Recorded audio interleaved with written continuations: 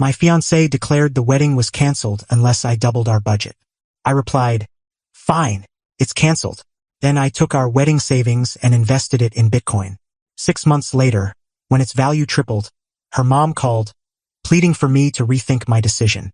I'm Derek, 29, male, and was set to marry Brooke, 27, in June. We'd been a couple for 4 years, engaged for 1.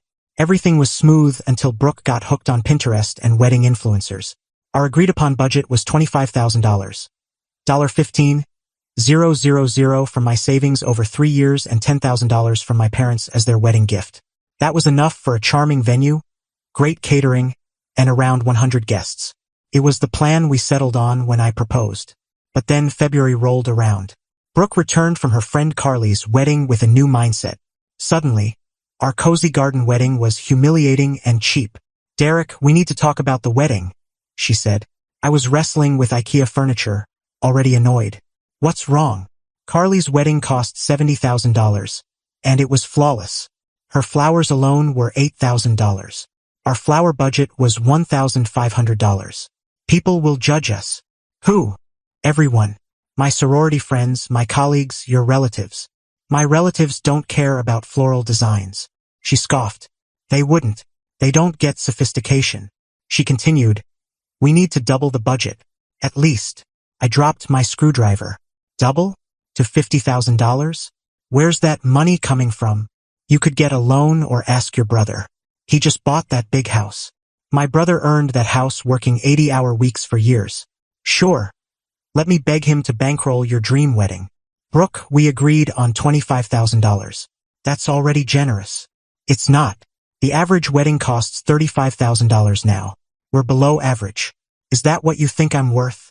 I saw her angle. It was about outshining her friends, not love. "The budget stays at $25,000. She stood, hands on hips. "Then the wedding's off until you can give me what I deserve." I stared at her, really seeing her. This wasn't about flowers, it was about social media clout. "You're right," I said. "It's off."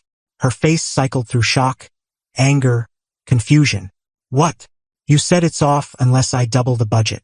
"I'm not doubling it." "So it's off." "Derek, don't be ridiculous. You just said it's off."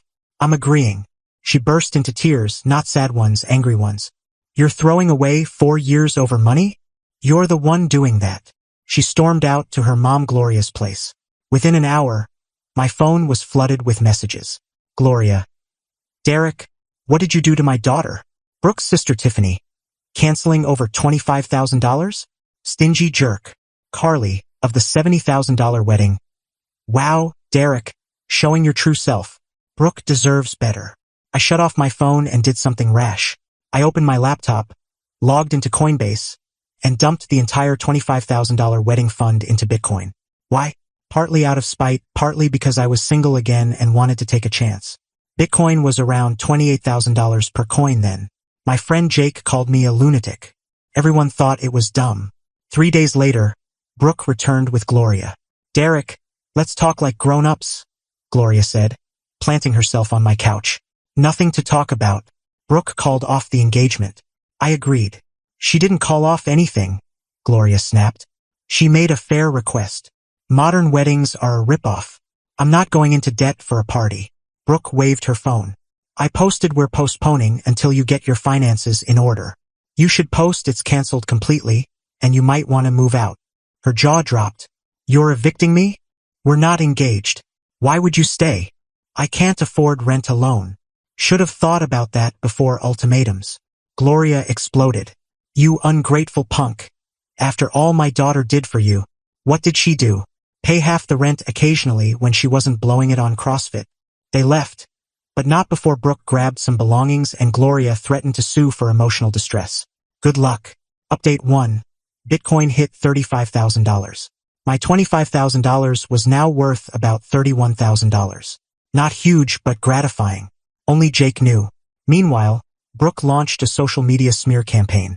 She posted old photos of us with captions like, "Sometimes love fails when someone prioritizes cash over your joy," and "Know your value, ladies." Her friends lapped it up, commenting that I was financially abusive and controlling. One even said I had small dick energy. Then Brooke started dating Todd, a CrossFit coach who looked like he lived on protein shakes. She posted photos of him carrying them at fancy restaurants. Upgrade love. Know your worth. I ignored it, focusing on work and my Bitcoin. Then the venue called. Mr. Derek, it's Patricia from Rosewood Gardens about your deposit. Can you refund it? There's a problem. Brooke called, saying she's still planning the wedding and wants to change the date, but needs the deposit. We're not together. Refund my card. We'll need that in writing. Also, she was rude to our staff. We've banned her. Apparently, Brooke showed up, demanding they transfer everything to a new date with Todd as the groom. When they refused without my approval, she threw a tantrum, insulted the staff, and threatened bad reviews. They refunded my $3,000 deposit promptly, but Brooke kept going. She spread lies that I'd stolen her wedding money, claiming she'd contributed equally. She'd contributed $0.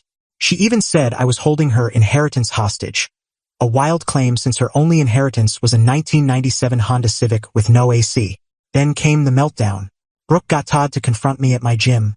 Not my usual one, but she tracked me down. I was bench pressing when this jacked guy loomed over. You Derek? Kinda busy. I'm Todd, Brooke's boyfriend. Congrats. Give her back her money. What money? The wedding money.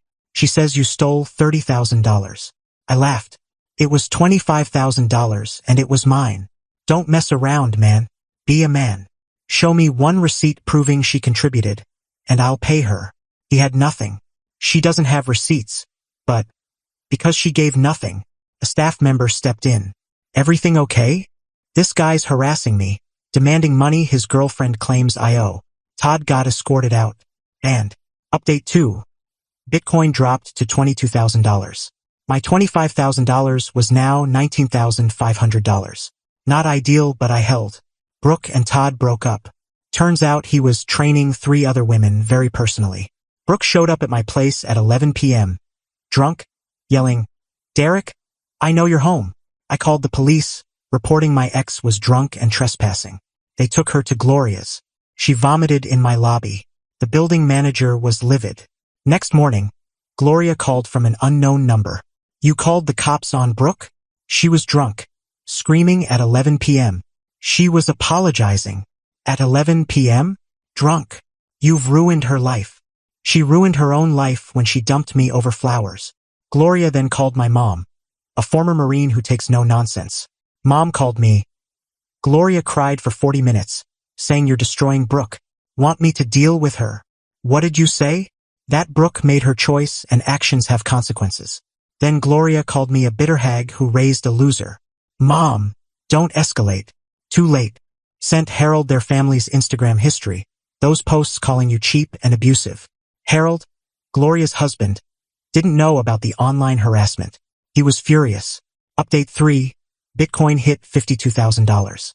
My $25,000 was now $46,000. Gloria left 18 voicemails. Derek, honey, we got off wrong. Brooke's heartbroken. Heard about your crypto win. Congrats. Derek, you selfish jerk. Call back. Brooke texted from random numbers. Heard you did well with crypto. Proud of you. Let's talk. I've changed. I always believed in us. The wedding drama was stress. One coffee. Todd was nothing. You won. I know about the Bitcoin. How'd they know? Jake told his girlfriend Bailey, who told Carly, who told Brooke. Brooke posted an Instagram sob story. Sometimes you don't see what you have until it's gone. Derek, you were right.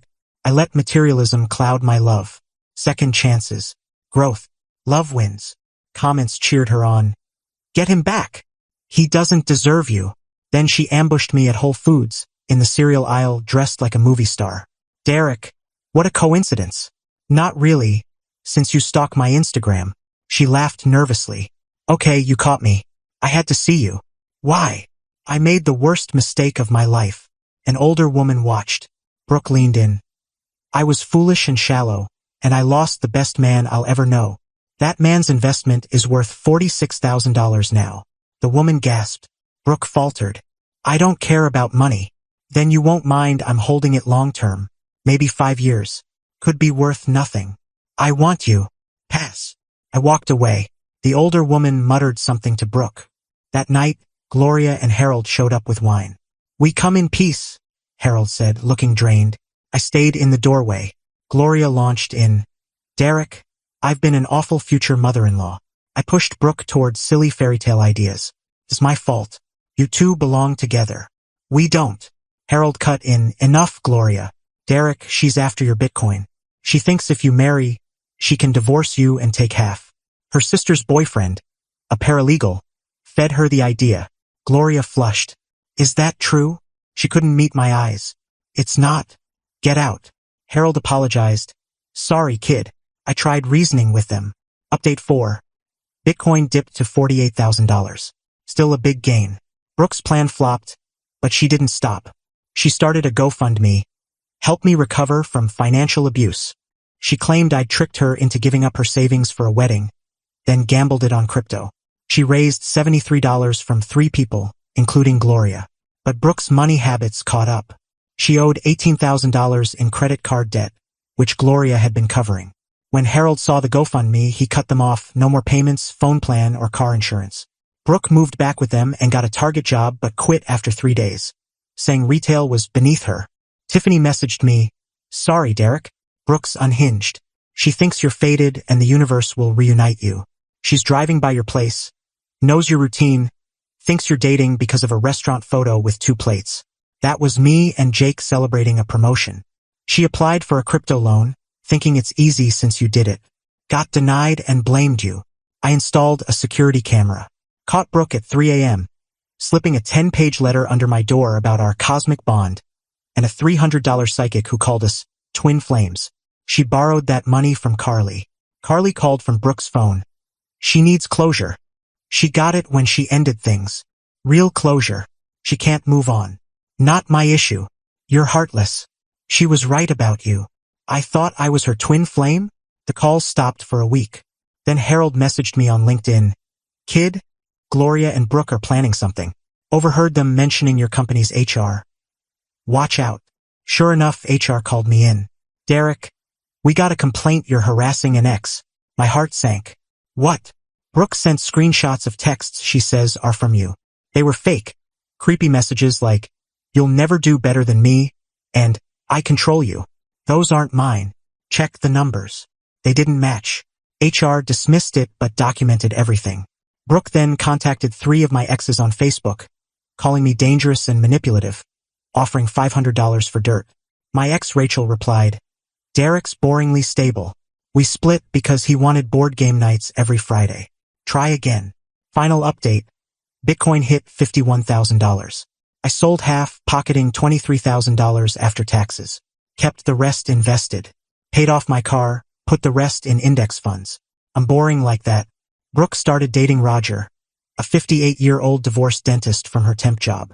She told him she was 23, a social media consultant, on a career break, and never engaged. Roger proposed after 3 weeks. Brooke posted about her mature king and souls connecting. Gloria was ecstatic, boasting about Brooke's real provider. Roger's daughter found Brooke's old Instagram posts, the ones about me, the wedding, the drama. She hired a PI who uncovered the debt, manipulation attempts, and fake HR complaint. Roger dumped Brooke at Olive Garden during unlimited breadsticks. Our friend Amy, their server, saw it all. Brooke threw breadsticks at him. Banned from Olive Garden. It's now a legend among friends. Gloria called, hope you're happy. You destroyed Brooke's life. I haven't spoken to her in months. How's this my fault? If you'd married her, she'd have divorced you for half your assets. Harold told me. Silence. She's ruined her reputation. No one will date her. Maybe she should focus on herself instead of trapping men. You put money ideas in her head. I wanted a reasonable $25,000 wedding. She demanded double. She hung up. Brooke's now at a call center, living with her parents. Gloria and Harold are in counseling. Tiffany cut them off. The CrossFit gym banned Brooke for harassing Todd's new girlfriend. Roger's with someone his age. Carly's out $300. I'm good. Still holding Bitcoin. Dating Amber, a software engineer who thinks big weddings are dumb and wants to elope in Vegas. My mom sent Gloria a Christmas card with my happy photo. Petty? Sure. Do I care? Nope. To those saying I should have given Brooke another chance. Why? She showed her true colors. When someone values Instagram over your future, trust them. To those calling me the bad guy, I kept my money and dodged manipulation. If that's villainy, I'm proud. To Brooke, since you're still lurking on my socials. Bitcoin's at $60,000. My holdings are thriving. How's Roger? Edit. Don't ask for Brooke's Instagram. Let's not go there. Edit 2. Thanks to the person who sent me the Olive Garden TikTok. Roger dodging breadsticks is gold. Edit 3. Harold apologized and we grab beers sometimes. He's a decent guy in a tough spot. He's quietly glad I didn't give in.